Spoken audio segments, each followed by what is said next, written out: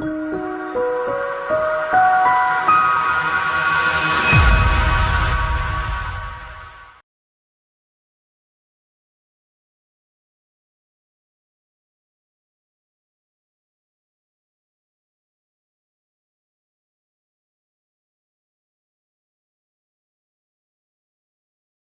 Lindsey and Wendy here.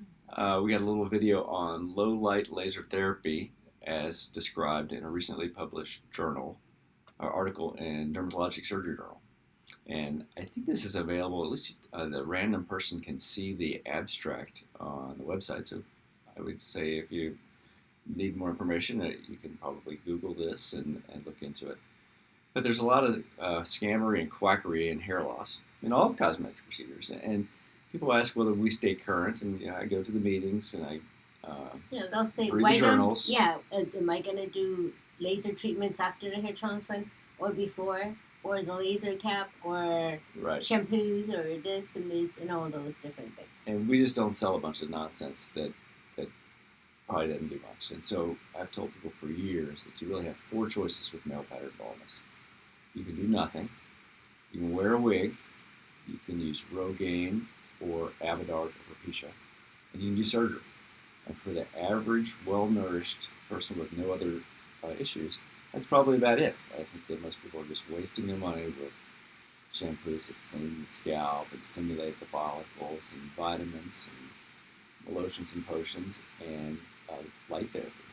And my buddy Dr. Feller was in a big long thread on a couple of the forums a few years ago, fighting it out with various people who just told him it was crazy. So I'm ready for some responses to this if need be. But in general, there doesn't seem to be a lot of evidence that it does a lot for people, and I'm not here to get in a big fight with the laser companies. So I'm just bringing up this article, which says pretty much what I've told people. And in this study, these guys tested low light laser therapy versus a sham light therapy.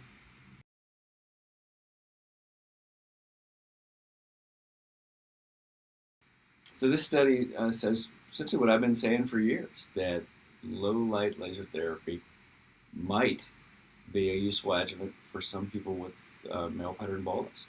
That's a lot of money to spend on a mite, Yeah. You do research, right?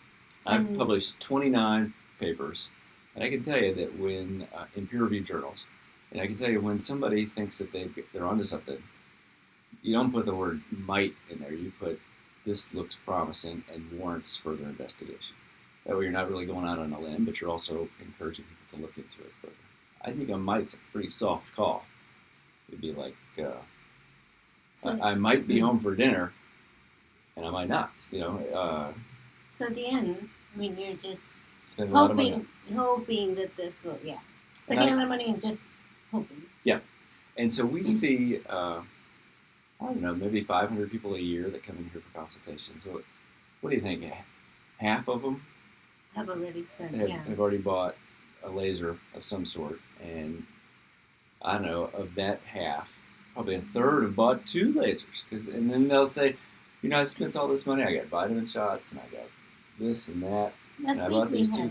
And now I don't have any money to buy for a hair transplant. And so my advice to you is just do the research, and I think you still only have four choices currently. You can do nothing. You can wear a hairpiece. You can use Rogaine or Propecia, an Avodart, and you can do surgery. And everybody keeps holding out hope for cloning. It will come. I just don't think that it's going to come in the next 8 or 9 years. And the way that you, the consumer, are going to know that cloning is actually going to work for hair is that scientists will fix diabetes, clone pancreatic islet cells first, because there's a couple of billion people on the planet whose governments are responsible for them to be healthy, who will be incentivized to fix diabetes. And once that's done, the technology will be there and you can fix hair loss. But it's not coming next week. I had a lawyer in yesterday who was absolutely convinced that cloning's coming in 2019.